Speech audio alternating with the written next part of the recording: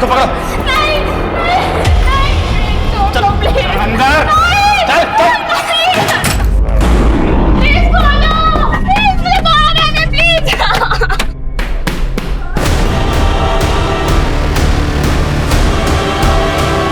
अम्मी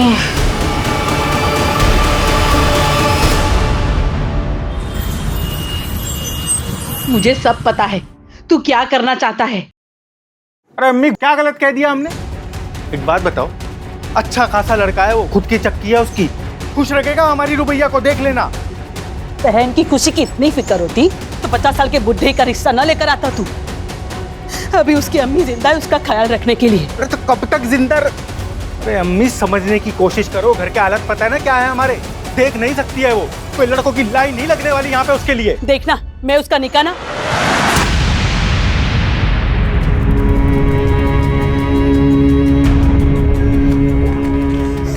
भाईजान आप बिल्कुल चिंता ना करें, मैं कभी भी आप पर या भाभी पर बोझ बनकर नहीं रहना चाहती। रुबैया तू तो मेरी जान है, बोझ थोड़ी ना। ऐसे जबरदस्ती निकाह नहीं करवाऊंगी मैं। देखना मेरी गुड़िया का निकाह नेक ईमानदार फरमाबरदार लड़के से करवाऊंगी मैं। हाँ अम्मी क्यों नहीं, एक लड़की जो देख नहीं सकती, जो हूर की परी है, उसके लिए करोड़ों की गाड़ी में आएगा ना लड़का निकाह पढ़ने के लिए। अम्मी ये ख्वाब है तुम्हारा, ख्वाब ही रहने दो। वो ना अल्लाह देखेगा, तू अपना काम कर। आ बेटा आ।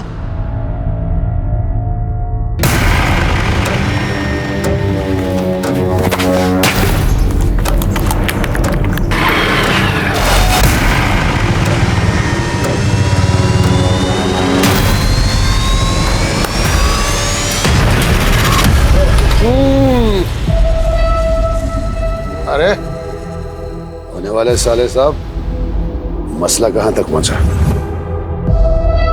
आमिर भाई बात ऐसी है कि अम्मी और रुबैया से बात की, लेकिन उन्होंने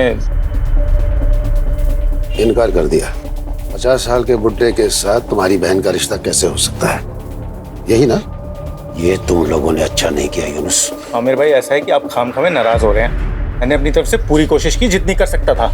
मैं अपनी बहन के साथ आपका जबरदस्ती निकाह नहीं पढ़वा सकता। चलता हूं मैं।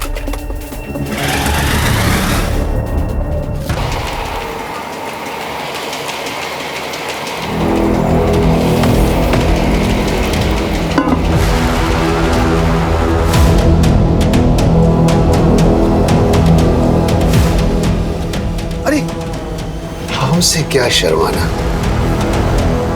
हमारी दुल्हन बन के ही तो आ रही हो। तुम्हारे भाई यूनुस से बात हो गई है।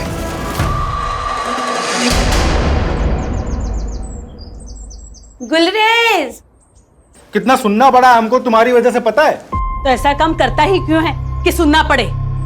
गुलरेज आ गई बुढ़िया। ए गुलरेज। अरे खानम आओ आओ।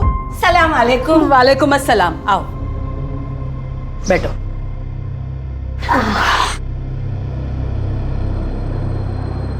आराम से आराम से। खबर ही ऐसी थी कि अपने आप को रोक नहीं पाई। क्यों? रुबैया को फिर से शादी में गवाना है क्या? अरे गवाएंगे क्यों, हम सब मिलकर गाएंगे। ऐसा रिश्ता लेकर आई हूँ कि मना ही नहीं कर पाओगे तुम लोग। लड़का कौन है, क्या करता है और रिश्ता कहाँ से आया है वो तो बोलो खानम। अरे हजरतगंज के बहुत अमीर खानदानी लोग हैं। हाँ? उनका छोटा बेटा है सैयद, 35 साल का। पिछले साल उसकी बीवी का इंतकाल हो गया किसी बीमारी की वजह से। खैर बड़ी मुश्किल से वो फिर से शादी के लिए माना है, और मैंने अपनी रुबैया के बारे में सब बता दिया है कि बचपन में एक हादसे में उसकी आंखें चली गई है। उन्हें कोई एतराज तो नहीं है ना कि रुबैया देख नहीं सकती? ना ना मेरी जान, उन लोगों को कोई इतराज नहीं है। रुबैया बेटा, अल्लाह ने मेरी सुन ली।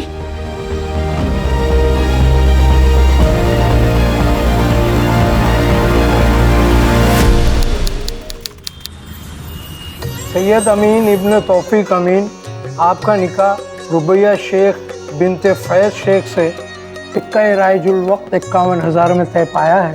क्या आपको कबूल है? जी कबूल है। भाई कबूल है, मुबारक हो। मुबारक हो बेटा, मुबारक हो। रुबैया शेख बिनते फैज, आपका निकाह सैयद अमीन इब्ने तौफीक अमीन से सिक्का राइजुल वक्त 51,000 में तय पाया है। क्या आपको कबूल है? जी कबूल। भाई कबूल है, मुबारक हो, मुबारक हो, मुबारक हो।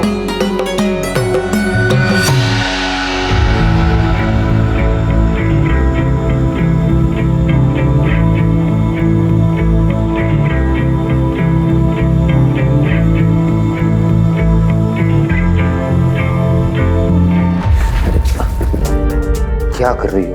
अभी टकराती।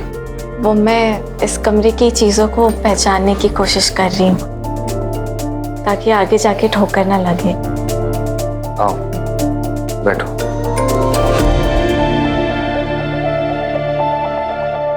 फंक्शन वगैरह से ना बहुत थक गए हो, नींद भी बहुत आ रही है। तुम्हें अगर फ्रेशन अप होना है तो तुम हो जाओ। हाँ?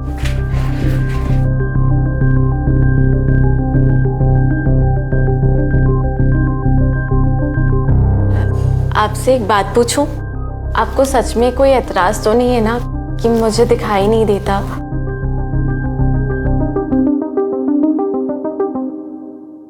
बिल्कुल सपनों की जैसी शादी थी हमारी।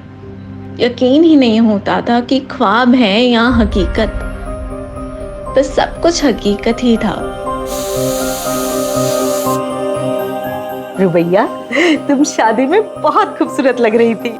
हमीदा अम्मी हमें बहुत प्यार करती हैं। उन्होंने कभी इस बात का एहसास ही नहीं होने दिया कि हम देख नहीं सकते कि हम लाचार हैं। शाजिया भाभी जो दुलार हमें देती थी, वैसा तो कभी हमें अपनी सगी भाभी से भी नहीं मिला। अब्बू और जमील भाईजान वैसे तो हमसे ज़्यादा बात नहीं करते, पर खाने की टेबल पर चुटकुले सुनाकर हमेशा हमें हंसाने की कोशिश करते हैं। लेकिन इन सब में सबसे ज़्यादा प्यार और दुलार हमें अब्दुल मामू से मिलता है।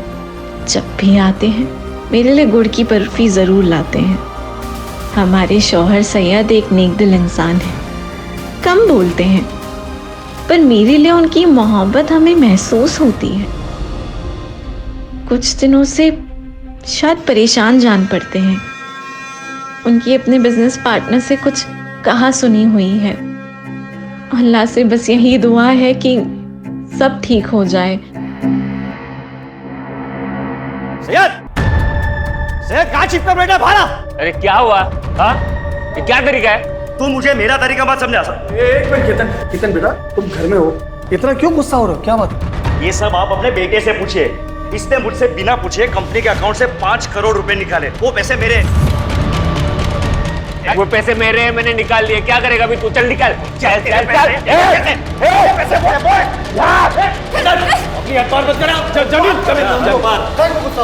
मुझे मेरे पैसे चाहिए, वरना क्या? वरना तुम्हारा और तुम्हारी बीबी का राज सबको बता देंगे।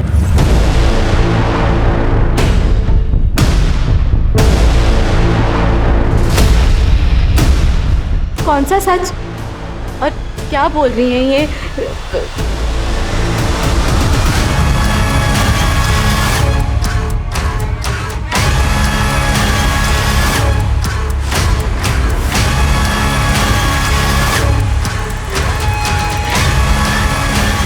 अम्मी, ये केतन कौन सी राज के बारे में बात कर रहे थे?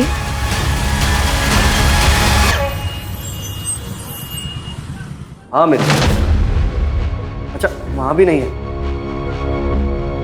अच्छा एक काम करना अमित, अगर सैयद तुम्हारे यहाँ आता है या तुम्हारी बात होती है उससे तो तुम फौरन हमें बताना। हाँ अब्बू, अमित के यहाँ भी नहीं है। ऐसे कहाँ जा सकते हैं? केतन से ना झगड़ा होने के बाद से उनका मूड बहुत खराब था। अम्मी मुझे तो बहुत डर लग रहा है। अरे डर क्यों रही है? सैयद मुड़ी है, वो वापिस आ जाएगा।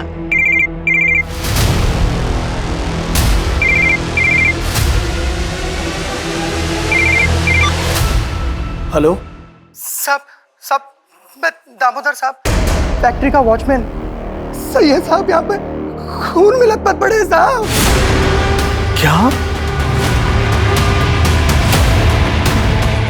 ए साहब सब सब सैयद साहब सब सब ये देखिए साहब, ये देखिए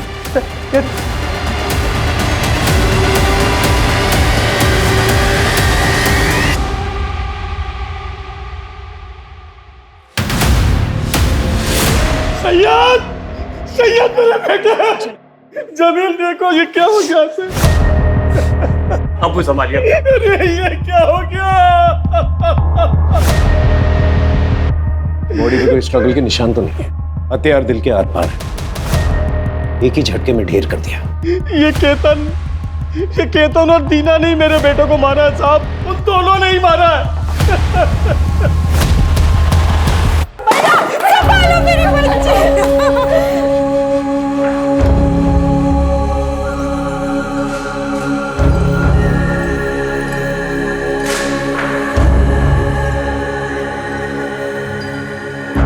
कुछ रोज पहले केतन आया था दीना के साथ मेरे घर पर। उसने सैयद को धमकी दी थी कि अगर सैयद ने उसके पैसे वापस नहीं किए तो पता नहीं सैयद का कौन सा राज खोल देगा वो। मुझे मेरे पैसे चाहिए वरना क्या? वरना तुम्हारा और तुम्हारी बीबी का राज सबको बता देंगे। किस राज की बात कर रहा था, हमें कुछ समझ ही नहीं आया।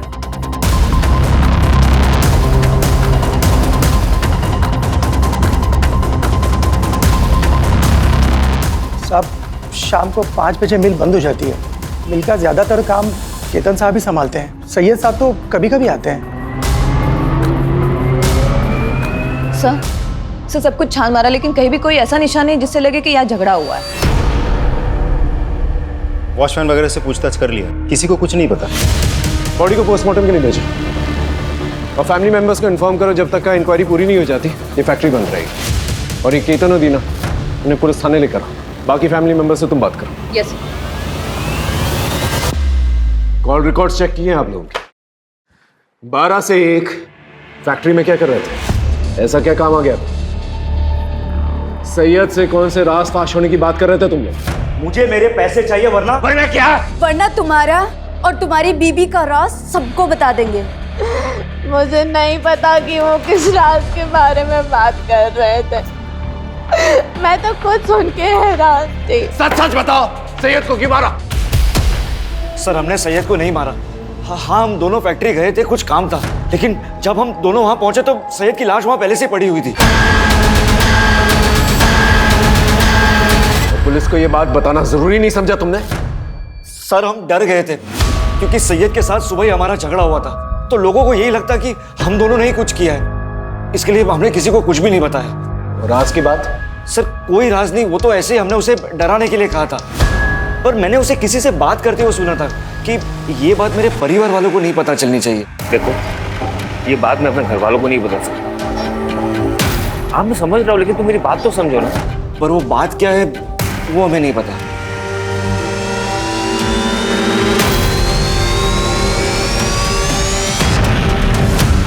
सैयद का फोन रात के 8 बजे बंद हुआ था लालगंज एरिया के आसपास, और सैयद के ऑटोप्सी रिपोर्ट के मुताबिक उसका खून हुआ रात के 9 बजे के आसपास।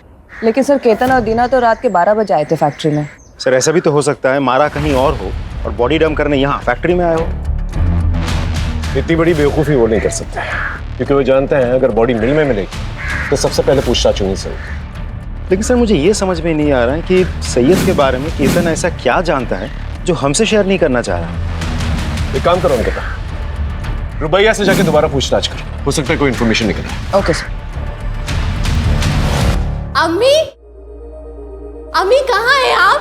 अब्दुल मामा, शाजिया भाभी, हमें आपको कुछ बताना है, आप यकीन नहीं करेंगे। क्या हुआ रुबैया? जल्दी आए। क्या हुआ बेटा? अम्मी,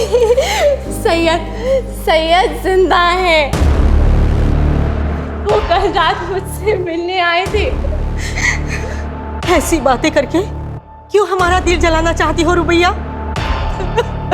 रुबैया की बातों पर ध्यान मत दो, वो अभी होश में नहीं। नहीं अबू मैं सच कह रही हूँ, सैयद जिंदा है। वो कल रात को मुझसे मिलने आए थे।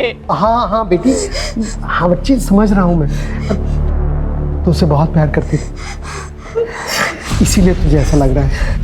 नहीं, आप लोग मेरी बात का यकीन क्यों नहीं कर रहे? सैयद जिंदा है। मैं सच कह रही हूँ, मेरे सैयद जिंदा है। ना ही मैं झूठ बोल रही हूँ, ना ही मैं पागल हूँ मैडम। मेरे सैयद जिंदा है। वो रात को मुझसे मिलने आए थे और देखना आज भी आएंगे। आपको जल्दी मेरी बातों पे यकीन हो जाएगा। मेरे सैयद जिंदा है। अब मैं इसे कैसे यकीन दिलाऊं कि इसका सैयद अब इस दुनिया में नहीं। देखिए, मैं समझ सकती हूँ कि पति के जाने का इन पर गहरा असर हुआ है। आप जल्दी इन्हें अच्छे से थेरेपिस्ट को दिखाइए। मेरे सैयद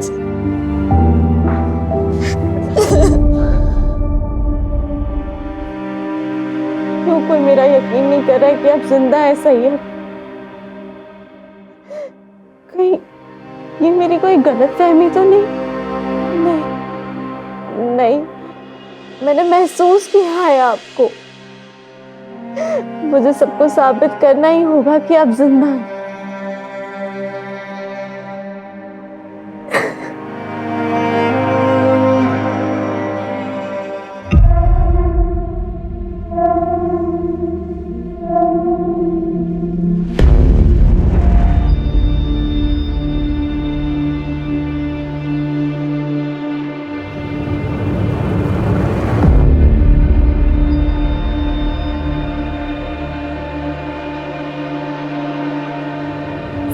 सैयद,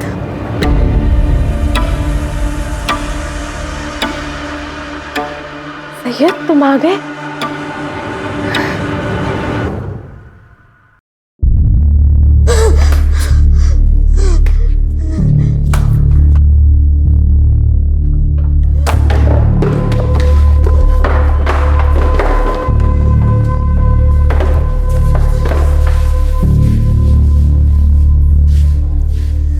अम्मी समझा करो, हमको घर बेचना ही पड़ेगा। नहीं बेचेंगे ना तो खाने की भी लाले पड़ जाएंगे।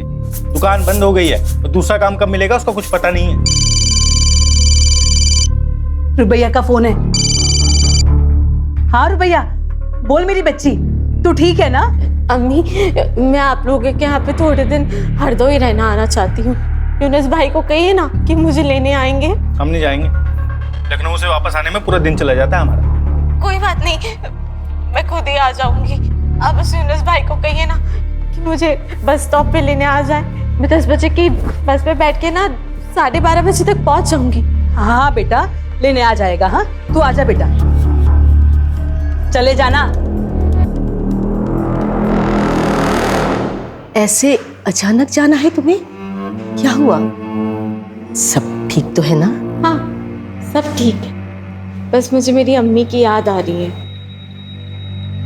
मैं समझ सकती हूँ, अब्दुल मामू अभी आने ही वाले होंगे, वो तुम्हें छोड़ देंगे। नहीं नहीं, आप टेंशन ना लें। मैंने भाभी से कहकर कैब बुक करा दी है। मैं खुद ही चली जाऊंगी, खुद ही चली जाऊंगी।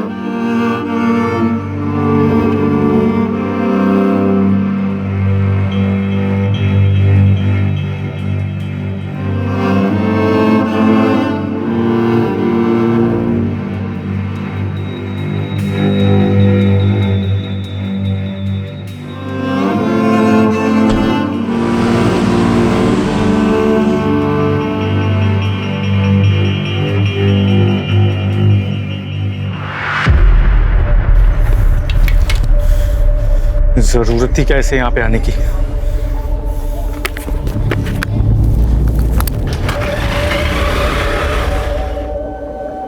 आ जाओ हरदोई हरदोई हरदोई, चलो चलो चलो जल्दी जल्दी जल्दी।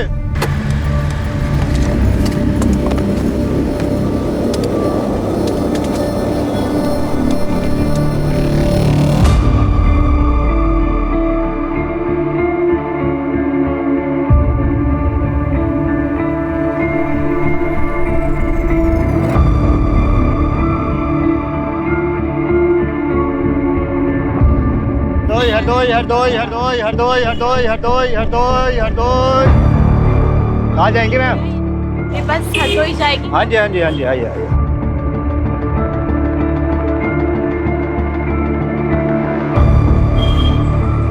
चलिए आराम से आराम से आराम से आराम, चलिए चलिए चलिए चलिए चलिए, आराम से आराम से। एक सेकंड, आगे आगे आगे आगे आइए, आगे आइए, यहाँ बैठिए। हाँ चलिए चलिए चलिए अंदर की तरफ। हाँ बैठ जाइए, मैं आपका सामान यहीं रख देता हूँ, ठीक है? चलो भाई बैठ गए सब लोग, अपना अपना सामान रख लो ठीक से, ठीक?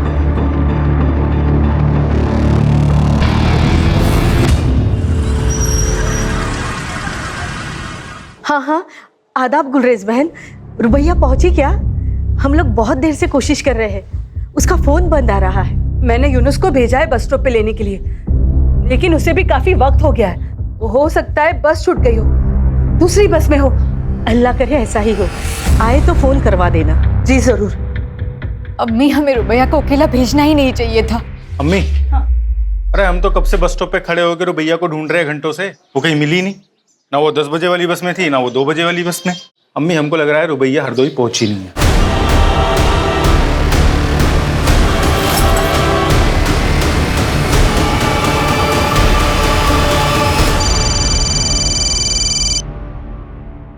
हाँ बोलो। क्या?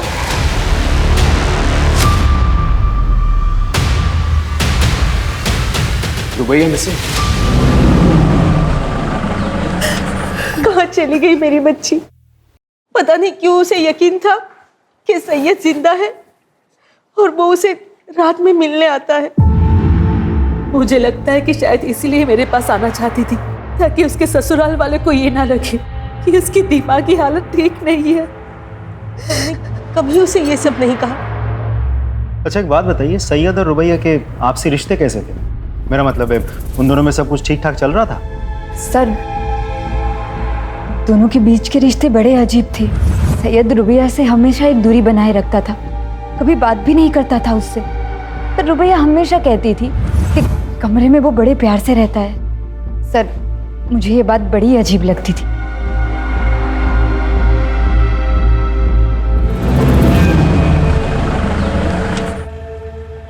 सर, रुबैया के घर वालों से बात करके मुझे समझ में आया कि सैयद और रुबैया के बीच रिश्ते सही नहीं थे। मुझे ऐसा लगता है कि सैयद के मर्डर के साथ रुबैया के गायब होने का कुछ तो कनेक्शन है। एक काम करो, रुबैया के कैब बुक करने से लेके बस स्टॉप पहुंचने तक उसके सारे फुटस्टेप्स ट्रैक करो, उसके call records, cab details, everything. Sir एक और बात, रुबैया के गायब होने के बाद हरदोई से सिर्फ उसकी माँ आई थी, साथ में भाई यूनुस नहीं था। बहन गायब है और भाई को फिक्र तक नहीं। उठा के लेके आओ सब। यूनुस शेख, तो तुम्हें पूरा यकीन है? हरदोई स्टेशन गए थे अपनी बहन रुबैया को लेने के लिए?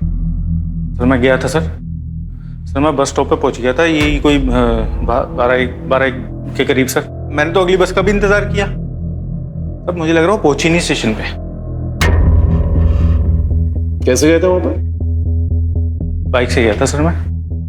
तुम्हारा जो हरदोई का घर है और बस स्टॉप है कितनी दूरी पे, तो किस रास्ते से गए थे?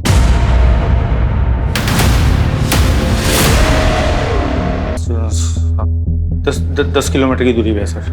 और फिर आता है, सबसे पहले राउदी चौक आता है और फिर उसके बाद एक बड़ी सी बाजार आती है सर, उसके बाद बस स्टॉप। नहीं सर, उससे पहले ही एक बड़ा सा आम का बाग भी आता है, उसके बाद आता है 2 किलोमीटर की दूरी पे है बस स्टॉप। ठीक है जाओ, लेकिन जब भी बुलाएंगे वापस आना। आ जाऊंगा सर। अंकिता, रुबैया के घर से लेके बस स्टॉप तक जितने भी होटल्स, मोटल्स, ढाबे हैं वहां पर जाकर पता करो और रुबैया के सारे डिटेल्स जो है आसपास के पुलिस स्टेशन भिजवाओ। रुबैया का फोन 8 बजे से एक्टिव था, पता करो किस किस से बात की इसने। और ये रुबैया का भाई यूनुस सितंबर 15 को 10 से 4 के बीच में इसने किस किस से बात की, किस किस के साथ मैसेजेस एक्सचेंज किए, पता करो सब।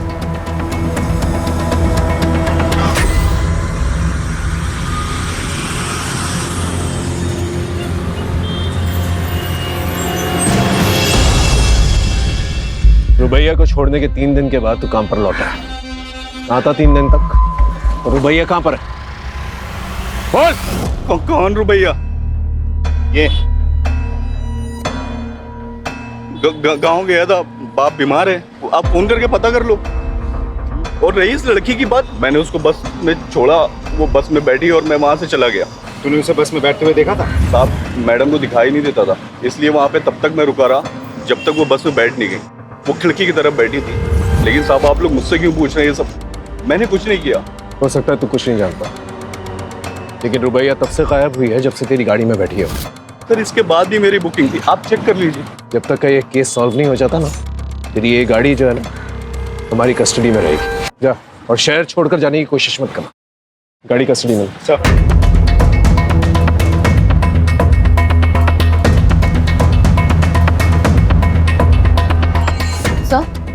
सर हमने लोकल पुलिस स्टेशन से पूछताछ की, लेकिन रुबैया अमीन ने किसी भी होटल में चेक इन नहीं किया है सर हमने सीसीटीवी फुटेज भी चेक किया और यहाँ तक मॉर्ग जाकर उसके कदकाठी की डेड बॉडीज भी चेक की सर, लेकिन रुबैया का कहीं कुछ पता नहीं चला।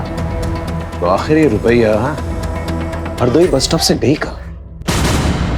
छोड़ो छोड़ो चल चल ना, मैं नहीं जाऊंगी। ऐसे कैसे नहीं जाएगी? चल, मैं इस गंदगी का हिस्सा कभी नहीं बनूंगी। छोड़ो। कैसे नहीं बनेगी? दमन भाई, अबे चुप कर एक मिनट।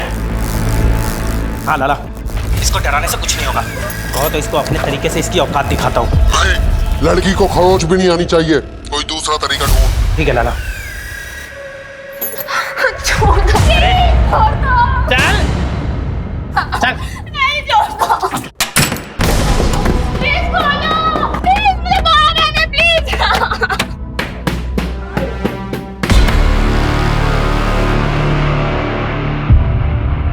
अम्मी तुम्हें पूरा यकीन है ये वही लड़की है जो तुम्हारी बस में बैठी थी? हाँ साहब, उस दिन यही लड़की बस में बैठी थी, लेकिन हमारी इंफॉर्मेशन के मुताबिक तो वो हरदोई पहुंची ही नहीं थी। तुम्हें पक्का याद है? हाँ साहब, मुझे पूरा याद है साहब। वैसे आम पैसेंजरों का तो ध्यान नहीं रहता, लेकिन ये कुछ देख नहीं पाती थी। बल्कि साहब इसका सामान भी मैंने ही रखा था और इसे बिठाया भी मैंने ही था। अच्छा, तो तुम्हारी बस हरदोई पहुंची तो इस लड़की को उतरते हुए देखा था? साहब इतना तो याद नहीं है मुझे, लेकिन हाँ साहब, हरदोई से पहले जब बस चाय पानी के लिए रुकी थी तो मैंने इसको उतरते हुए जरूर देखा था साहब। चलो भाई, जिसको चाय वाय नाश्ता पानी करना है कर लो, बस सिर्फ 10 मिनट के लिए रुकेगी।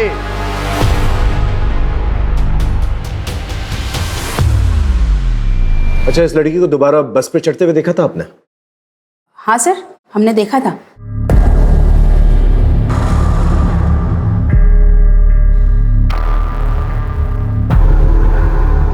श्योर? श्योर। ठीक है, आप जा सकते। इसका मतलब रुबैया हरदोई पहुंची लेकिन अपने घर तक नहीं पहुंची। घर नहीं पहुंची मतलब रुबैया का भाई यूनुस नहीं तो कुछ? प्लीज खोलो, खोलो, खोलो।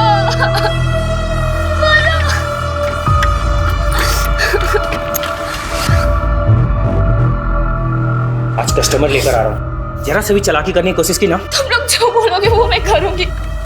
मेरी हालत की तरह मत करना प्लीज। तैयार करके लेके आ।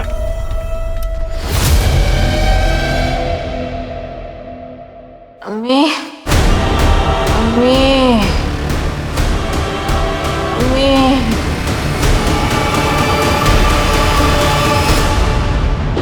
झूठ बोलता है? हाँ, तेरे कॉल रिकॉर्ड चेक किया हमने। तू हरदोई बस स्टॉप गया ही नहीं था। क्यों नहीं गया था? रुबैया को घर लाने क्यों नहीं गया था? कर गया था सर मैं। तो मेरी बीवी है ना बानो, तो रोज लड़ती थी रुबैया की वजह से, और इस बार उसने मुझे धमकी दी थी, बोला था कि अगर रुबैया घर में आई ना तो घर छोड़ के चली जाएगी। क्या करता सर, मैं नहीं गया। फिर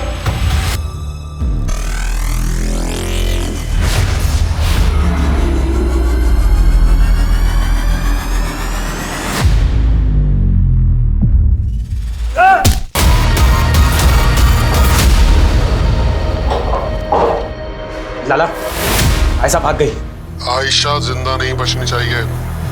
मेरे फोन का इंतजार करो, दूसरी को भी ठिकाने लगाना है। ठीक है लाला।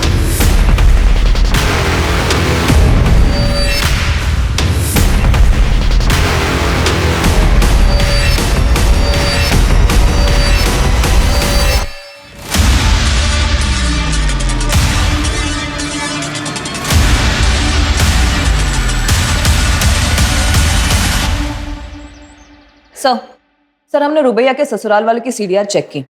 सर उनमें से 15 सितंबर को सैयद का भाई जमील, उसकी लोकेशन रुबैया के लोकेशन से मैच हो रही है। राजीव, इस जमील को उठा के लेके आओ।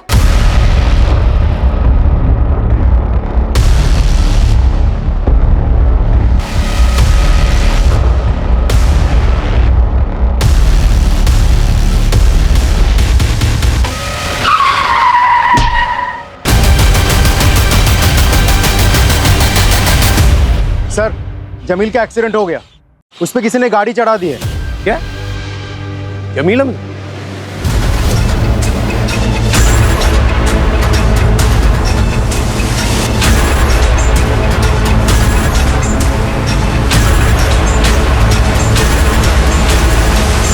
हमने तुम्हारे बैंक स्टेटमेंट्स चेक किए। तुमने बहुत सारे ट्रांजैक्शंस जो हैं बबल क्लब्स में किए। पहले हमें यह लगा कि शायद तुम हॉलिडे मनाने के लिए अपनी बीवी के साथ इस क्लब में जाते, लेकिन जब हमने क्लब में फोन किया तो पता चला तुम वहां अपनी बीवी के साथ नहीं बल्कि सैयद के साथ वहां जाते थे। तो चल क्या रहा था तुम्हारा और सैयद? हाँ, देख सच बता दे। एक ही फैमिली के 3 मेंबर्स के साथ हादसा हुआ है, कोई भी झूठ बहुत भारी पड़ेगा तुझे। सर मैं बाइसेक्सुअल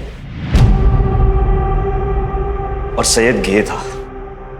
हम दोनों एक दूसरे को डेट कर रहे थे और वो मुझे पैसे भी देता था। हम दोनों एक दूसरे के साथ बहुत खुश थे, लेकिन फिर पता नहीं एक दिन सैयद ने अचानक से आकर कहा कि वो दूसरी शादी कर रहा है और वो ये रिलेशनशिप को कंटिन्यू नहीं कर सकता। सर वो क्लब में अकेले जाने लगा, लोगों से मिलने लगा, उन्हें डेट करने लगा। सर उसने मुझे पैसे भी देना बंद कर दिया। रोज ऑफिस में हमारे झगड़े होने लगे और हमारे डिफरेंसेस लोगों के सामने आने लगे। और ये सब देखकर मेरी पत्नी दीना वो मुझसे सवाल करने लगी थी, इसीलिए उसके लिए मैंने जानबूझकर सैयद को धमकाया। लेकिन एक बात समझ में नहीं आई, सैयद की बीवी रुबैया, वो उसके साथ 1 साल तक खुश कैसे थी और 1 साल तक सैयद का सच उसे कैसे नहीं पता चला? सर मुझे कुछ नहीं पता, लेकिन हाँ बुशरा सर, बुशरा सैयद की पहली पत्नी थी और वो उससे बिल्कुल भी खुश नहीं थी। वो उसे डिवोर्स देना चाहती थी, लेकिन वो बोटिंग एक्सीडेंट में मारी गई। राजीव, इस बुशरा के बारे में पता करो और बुशरा बोटिंग एक्सीडेंट के बारे में पता करो। जी सर, शिल्पा खत्री नाम की औरत आपसे मिलने आई है। शिल्पा खत्री बार क्यों मिलेगी? यस मिस खत्री, बोलिए। सर वो शायद रुबैया दोबारा बस में चढ़ी ही नहीं थी। क्या? लेकिन पहले तो आपने कहा था आपने उसे बस पे चढ़ते हुए देखा था। सर जब हमने उसे देखा था ना, तब हम थोड़ा नींद में थे, लेकिन कल हमें याद आया कि जो लड़की बस में चढ़ी थी उसके हाथ में वो छड़ी क्या बोलते हैं उसे? Blind walking stick. हाँ, वो नहीं थी। मिसेस खत्री, वो चाय की दुकान याद है जहां पर बस रुकी थी? हाँ सर, देखा था इस लड़की को यहाँ, उधर बैठी थी सर। हाँ मैडम, क्या लेंगी, चाय या ठंडा? भैया 1 कप चाय दे दीजिए। ठीक।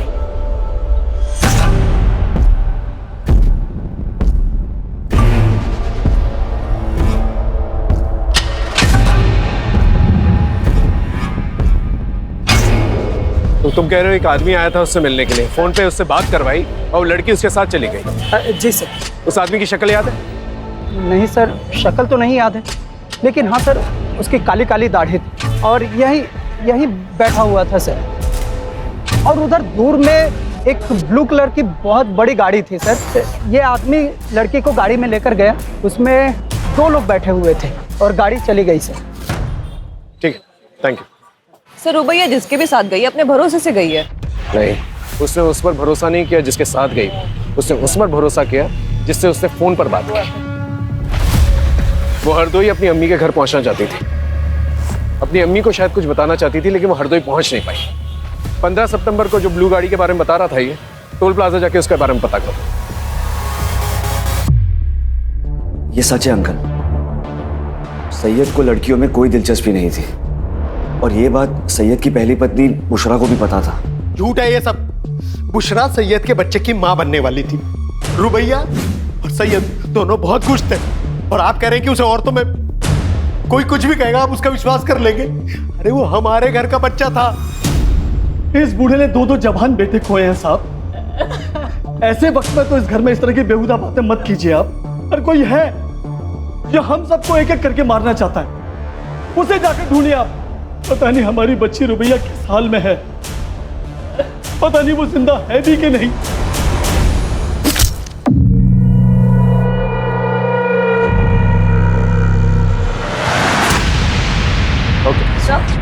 सूरजपुर के टोल प्लाजा का सीसीटीवी फुटेज आ गया और फ्रंट सीट पर बैठे 2 आदमियों का चेहरा दिख रहा है। कौन है ये लोग? गगन और बब्बन सर ये दोनों हिस्ट्री शीटर्स हैं और फिरोजपुर के ब्रोथल से भी इनका कनेक्शन है। उस गाड़ी के बारे में पता चला? किसके नाम पे रजिस्टर्ड है? जी sir, Jameel. Jameel Ameen? Yes sir.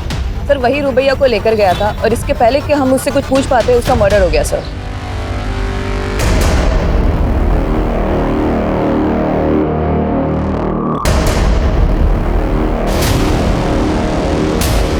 Hello police station. इसकी सांसें तो चल रही, इसको हॉस्पिटल लेके चलना होगा।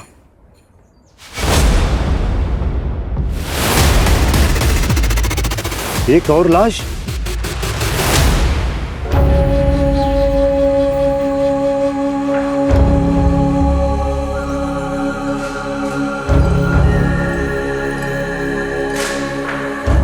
जी बोलिए।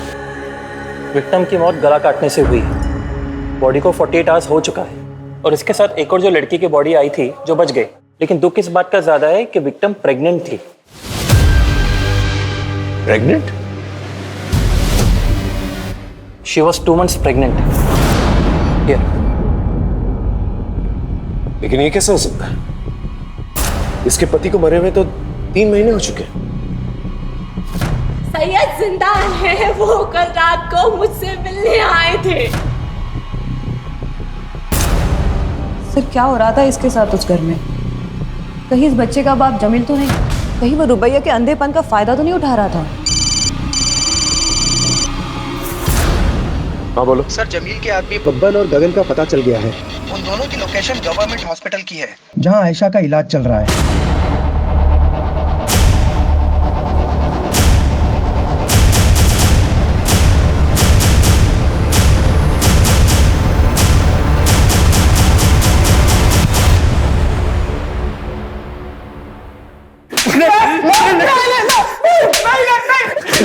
किससे कहा था उसे मारने के लिए? किसके कहने पे मारा? बोल। सर हम तो दल्ले सर, कोटे पे लड़कियों का सौदा करते। ऐसा वहां से भाग गई थी, बहुत साड़ी बनती थी सर। बोल। रही बात रुबैया की, रुबैया को जमील भाई लेकर आए थे, उन्होंने उसको पकड़ा सर, उन्होंने मारा होगा, हमने कुछ नहीं किया, यकीन कीजिए। कोठे पे ले जाकर क्यों? कोटा किसका है? कोठा किसका है? बोल। कोटा जमील भाई और लाला का है। लाला कौन?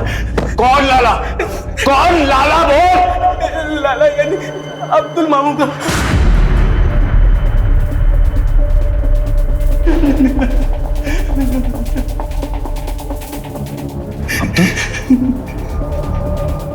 लेकिन अब्दुल तो रुबैया को अपनी बेटी मानता था, और जमील और सैयद उसके अपने भांजे थे। वो अपनी बहन के बच्चों के साथ ऐसा कैसे कर सकता है?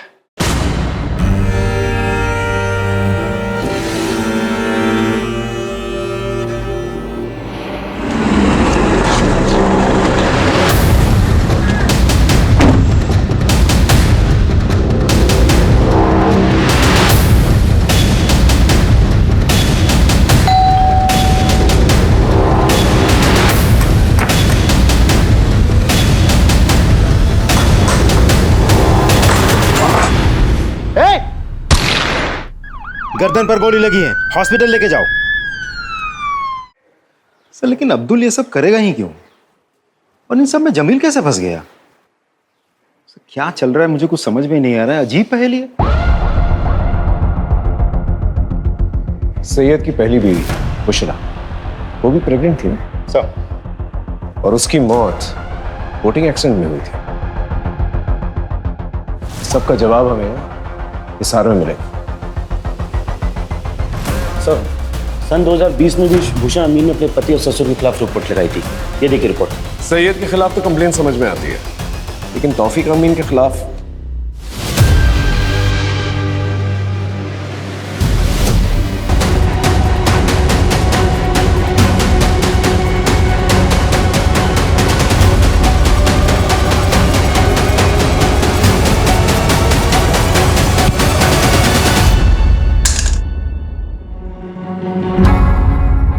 जमील,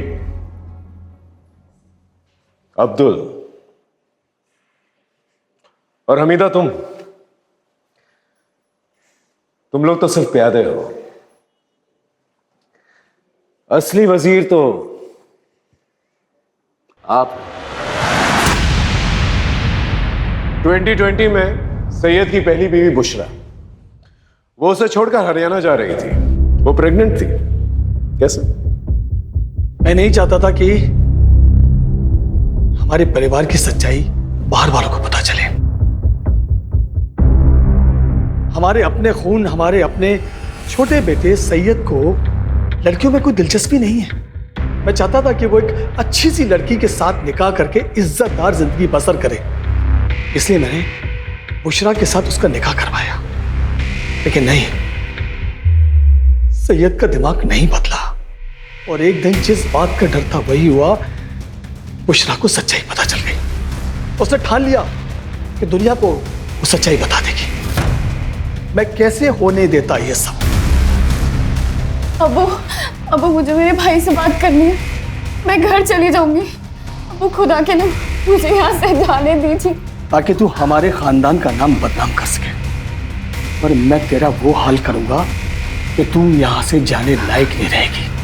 चल चल चल। बुशरा चुपचाप सब कुछ सहती रही, लेकिन अचानक एक दिन वो भाग गई और वहां जाकर उसने मेरे और सईद के खिलाफ पुलिस स्टेशन में रिपोर्ट लिखवा दी। इसलिए बुशरा को तो रास्ते से हटाना ही था। उसके बाद हम दोनों ने जैसे तैसे सैयद को दूसरे निकाह के लिए मनाया। रुबैया हमारे परिवार के लिए एकदम सही थी। वो देख नहीं सकती थी। सैयद रात को घर में होता नहीं था। हम सैयद का इत्र लगाकर रुबैया के कमरे में जाता था। रुबैया को कोई शक नहीं होता था। वो सिर्फ इतना पूछती थी, सैयद तुम आ गए? अपने परिवार को आगे बढ़ाने के लिए जो भी सही था वो मैंने किया। लेकिन अपने बेटे सैयद को क्यों मारा? एक दिन उसके दिमाग में भी फितूर चढ़ गया। आपको ये बात समझ में क्यों नहीं आती कि मुझे लड़कियां नहीं लड़के पसंद है? और इसमें कोई गलत बात नहीं है। देखो, आप उस लड़की के साथ जो करना चाहते हो आप करो। उससे निकाह करनी है, उसके साथ सोना है, उसके साथ घूमने फिरना जाना है, जो करना है करो। लेकिन मुझे अपनी सच्चाई के साथ जीना है और मैं अपनी सच्चाई सबको बता के रहूंगा। सिंपल है। और मैंने अब्दुल से सैयद को मरवा दिया।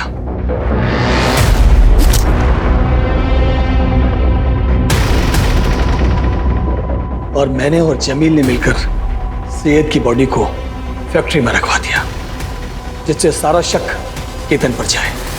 लेकिन एक दिन रुबैया को भी मेरी सच्चाई का पता चल गया।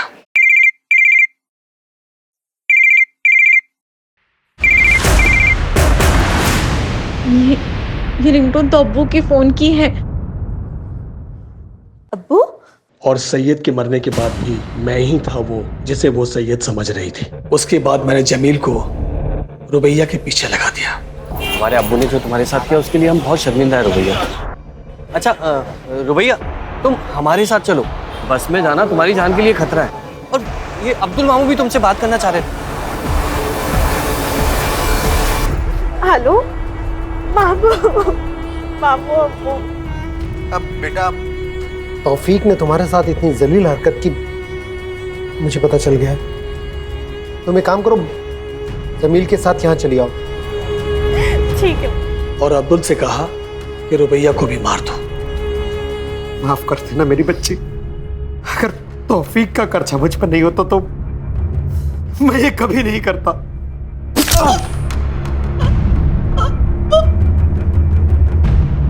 मैंने जो कुछ भी किया अपने खानदान की इज्जत बचाने के लिए किया। तूने जो कुछ भी किया है ना, अपने खानदान की इज्जत बचाने के लिए नहीं किया, बल्कि इसलिए किया कि तू बहुत ही घटिया इंसान है। अपने बेटे की दोनों बीवियों का रेप किया है और मर्डर